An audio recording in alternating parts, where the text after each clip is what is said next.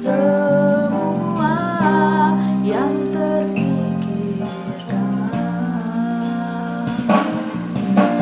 Apapun yang kau perbuat, tak ada maksud jahat.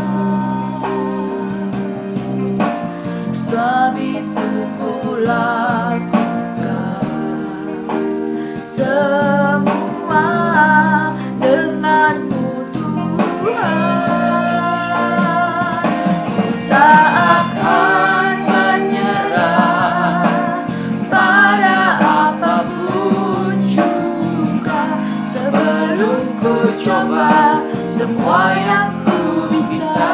Tetapi ku berserah kepada kehendak-Mu. Hatiku percaya Tuhan punya rencana.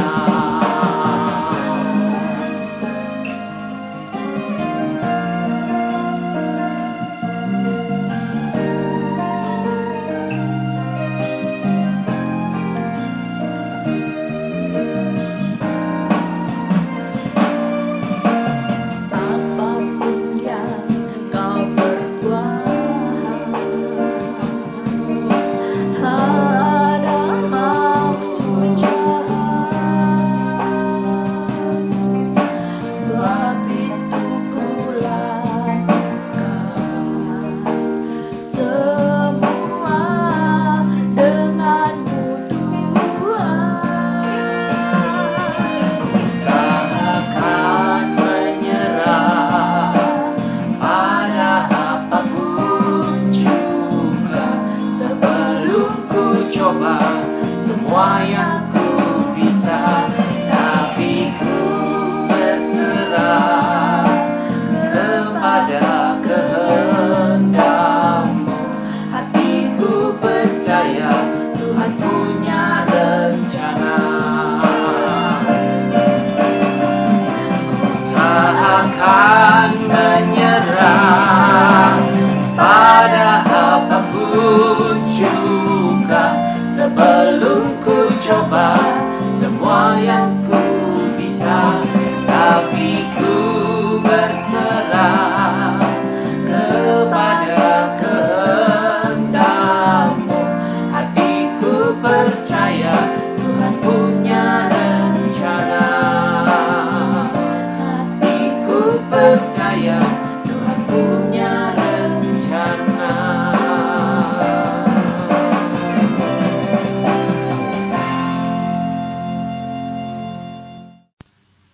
Shalom, selamat pagi Bapak Ibu yang terkasih, dimanapun berada, jemaat terkasih. Hari ini saya kembali akan membahas dan kita akan merenungkan sedikit tentang pengharapan. Kita sebagai orang percaya, kita harus punya pengharapan di masa-masa ini. Masa pandemi, di mana-mana orang membicarakan masalah corona. Hari ini kita berbicara tentang pengharapan. Bapak Ibu terkasih, tidak bisa dibantah bahwa ada hubungan yang erat antara harapan dan semangat. Banyak orang berkata bahwa harapan adalah bahan bakar untuk semangat hidup. Para motivator handal sering menyatakan bahwa harapan dapat membantu orang yang tertekan di mana saja. Itu menjadi semangat, menjadi energi yang dahsyat. Orang yang mempunyai harapan dan semangat, pasti dia akan berbuat lebih dan lebih dan lebih untuk mencapai apa yang dia rindukan atau harapkan. Dalam hal ini kita dapat belajar. Hari ini kita akan belajar dari seorang yang bernama Yakub. Coba kita lihat dalam Kejadian 29 ayat 20. Kejadian 29 ayat 20 dikatakan, jadi bekerjalah Yakub 7 tahun lamanya untuk mendapat Rahel itu. Tetapi yang 7 tahun itu dianggapnya seperti beberapa hari saja karena cintanya kepada Rahel. Dan di ayat 30b, demikianlah ia bekerja pula pada Laban 7 tahun lagi. Bapak Ibu yang terkasih, masa 7 tahun bukanlah masa yang singkat. Tetapi kita tahu Yakub tidak memandang sebagai waktu yang lama. Padahal saat itu ia harus bekerja sebagai seorang penggembala kambing domba milik mertua, yaitu Laban.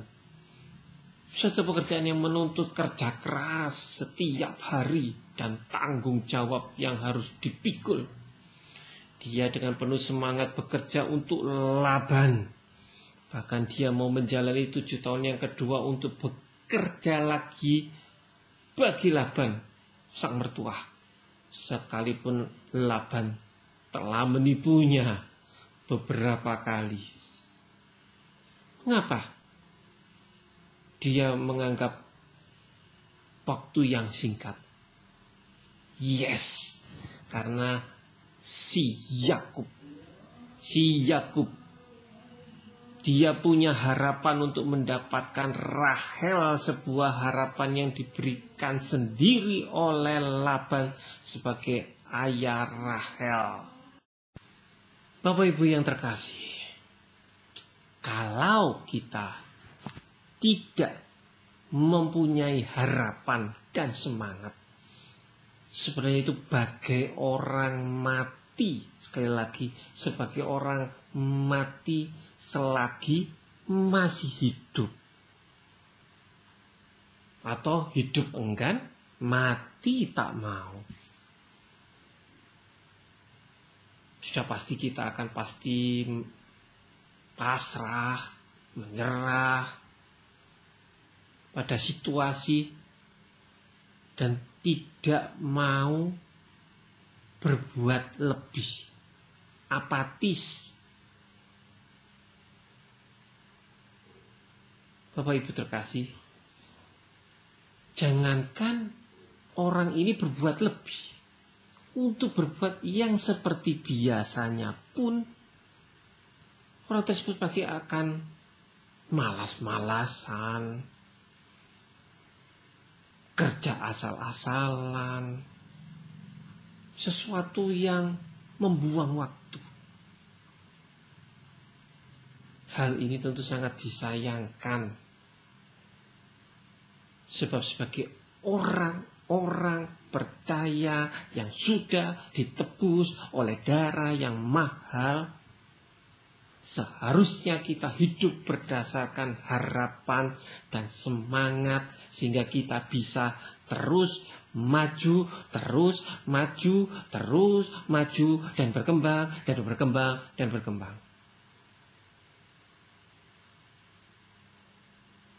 Kitab Mazmur 62 ayat 6 dikatakan, hanya pada Allah saja kiranya aku tenang, sebab daripadanya lah harapanku.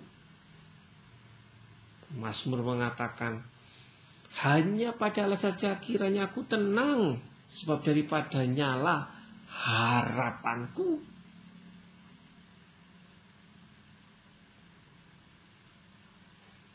Sebagai ilustrasi, Bapak Ibu saudara sekalian, pada suatu waktu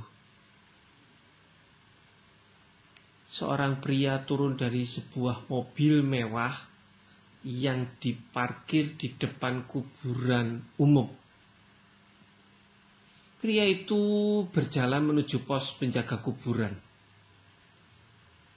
Setelah memberi salam, pria yang ternyata adalah sopir itu berkata, Jadi Pak supir ini berkata, "Pak, maukah Anda menemui wanita yang ada di mobil itu yang terparkir di sana? Tolonglah Pak, karena para dokter mengatakan sebentar lagi beliau akan meninggal karena penyakitnya." Syukurlah penjaga kuburan itu menganggukkan kepalanya tanda setuju dan segera berjalan ke belakang supir yang tadi. Dari dalam mobil nampaklah seorang wanita lemah dengan wajah yang muram, sedih, susah membuka pintu mobilnya, namun tetap berusaha tersenyum kepada penjaga kuburan itu sambil berkata,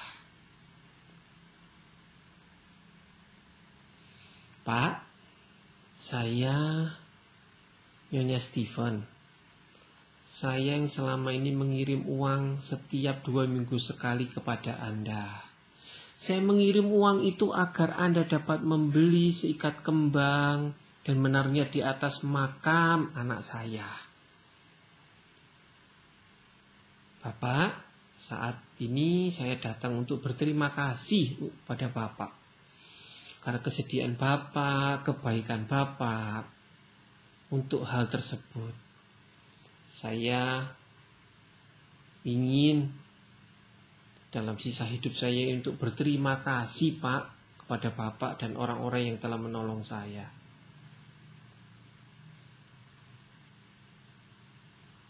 Bapak penjaga kuburan itu berkata, "Oh, jadi Nyonya yang selalu mengirim uang itu. Nyonya, sebelumnya saya minta maaf kepada Anda. Memang uang yang Nyonya kirimkan itu selalu saya belikan kembang. Iya, saya patuh, saya belikan kembang. Tapi saya tidak pernah menaruh kembang itu di pusara anak Anda," jawab penjaga kuburan itu. "Apa? Maaf?" si wanita itu dengan nada gusar. Maaf, Nyonya, saya tidak menaruh kembang itu di sana. Karena menurut saya, orang mati itu loh Nyonya, tidak akan pernah melihat keindahan seikat kembang. Karena itu Nyonya, setiap kembang yang saya beli, saya cuci, saya berikan kepada mereka yang ada di rumah sakit. Waktu saya ketemu orang miskin, ya saya jumpai, saya berikan. Atau mereka yang lagi bersedih hati. Bagi saya Nyonya, orang-orang yang demikian, yang masih hidup itu, mereka akan menikmati keindahan dan keharuman kembang-kembang itu Nyonya, kata si penjaga kuburan. Wanita itu terdiam. Kemudian ia mengisyaratkan kepada sopirnya supaya segera pergi dengan nada gusar. Bapak Ibu terkasih, apa yang terjadi kemudian? 3 bulan kemudian, seorang wanita cantik turun dari mobil yang mewah dan berjalan dengan anggun ke arah pos penjaga kuburan. "Selamat pagi Pak. Apakah Bapak masih ingat saya? Saya Nyonya Steven. Saya datang untuk berterima kasih Pak atas nasihat yang Bapak pernah berikan beberapa bulan yang lalu. Bapak benar bahwa memperhatikan, membagian mereka yang masih hidup jauh lebih berguna daripada meratapi mereka yang sudah meninggal. Ketika saya mencoba secara langsung mengantarkan kembang-kembang itu Pak ke rumah sakit, ke panti jompo, kembang-kembang itu tidak hanya membuat mereka bahagia, tapi saya juga bahagia juga. Dan sampai saat ini para dokter yang menangani saya tidak tahu mengapa saya bisa sembuh. Saya benar-benar yakin bahwa sukacita Dan pengharapan adalah obat yang memulihkan saya. Iya Pak, saya punya pengharapan. Saya harus ini, saya harus itu. Saya dengan bunga ini bisa membahagiakan orang. Dengan memberikan bunga ini, orang lain bisa menikmati kebahagiaan bersama. Jadi setiap pagi saya punya harapan, saya mau ini, saya mau itu. Bapak Ibu terkasih, ada dua hal yang kita perlukan dalam menantikan, dalam menjaga asa kita, dalam menjaga pengharapan kita. Apa itu? Coba kita buka Roma 12 ayat 12. Roma 12 ayat 12. Dikatakan, bersukacitalah dalam pengharapan, sabarlah dalam kesesakan, dan bertekunlah dalam doa.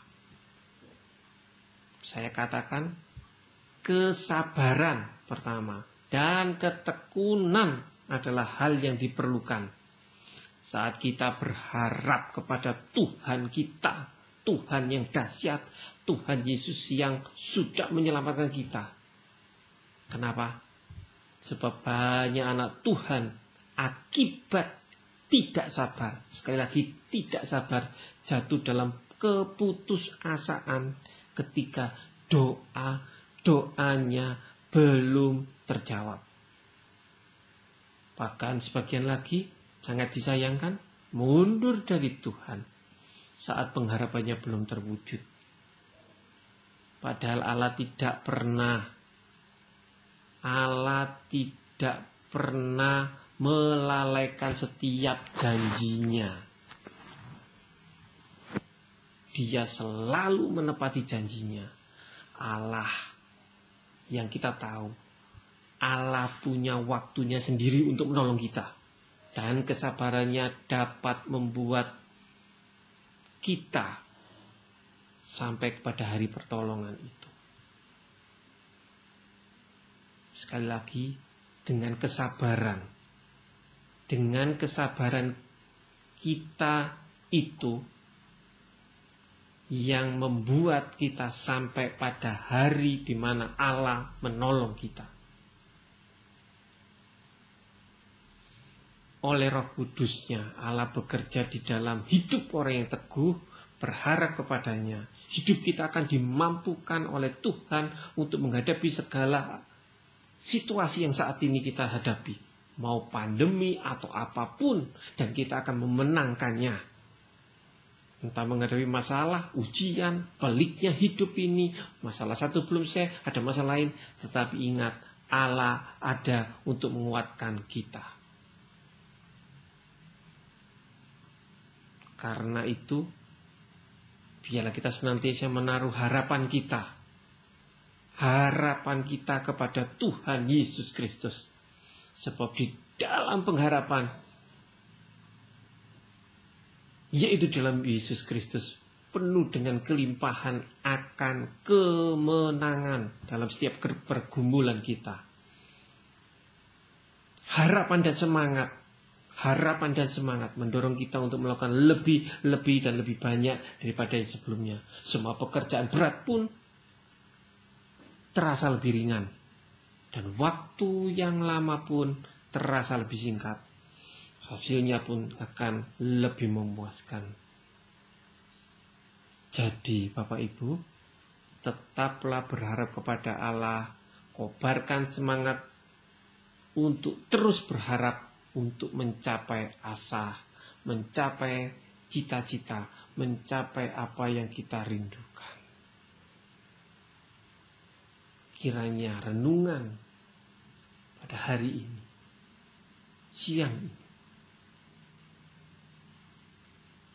memberkati, menguatkan, meneguhkan Bapak Ibu sekalian. Tuhan Yesus mengasihi, memberkati, dan menyertai kita semua. Kita akan berdoa. Bapa Surgawi, Bapa di dalam nama Tuhan Yesus, kami mengucap syukur, kami boleh merenungkan firman-Mu Dan ternyata kami punya pengharapan di dalam Engkau sendiri. Itu yang melegakan hati kami Bapa. Itu yang membuat semangat kami berkobar kembali. Menghadapi masalah yang ada di depan. Menghadapi wabah. Menghadapi apapun Tuhan. Yang seakan-akan menghimpit kami. Tapi kami mempunyai Allah yang jauh-jauh lebih besar. Sehingga membawa kami dari kemenangan satu kepada kemenangan yang lain. From glory to glory. Terima kasih Bapa. Berkati bangsa dan negara kami. Memberkati kota kami tercinta di mana kami tinggal. Sehingga kami boleh dilingkupi oleh kasih-Mu. Kami mendapatkan proteksi, perlindungan yang daripada-Mu. Berkati sidang jemaat. Memberkati setiap orang yang mendengar firman ini. Mereka mendapat berkat yang daripada-Mu. Terima kasih Bapa, terima kasih. Kiranya berkat dari Allah Bapa di surga, di dalam Anak yang tunggal, Tuhan kami Yesus Kristus, serta persekutuan Roh Kudus, kiranya meneguhkan, memberkati, melindungi, menyertai setiap kami, orang percaya, mulai saat ini sampai Maranatha, Tuhan Yesus kembali. Dalam nama Yesus kami berdoa, kami ucap syukur, haleluya, amin. Tak akan menyerah.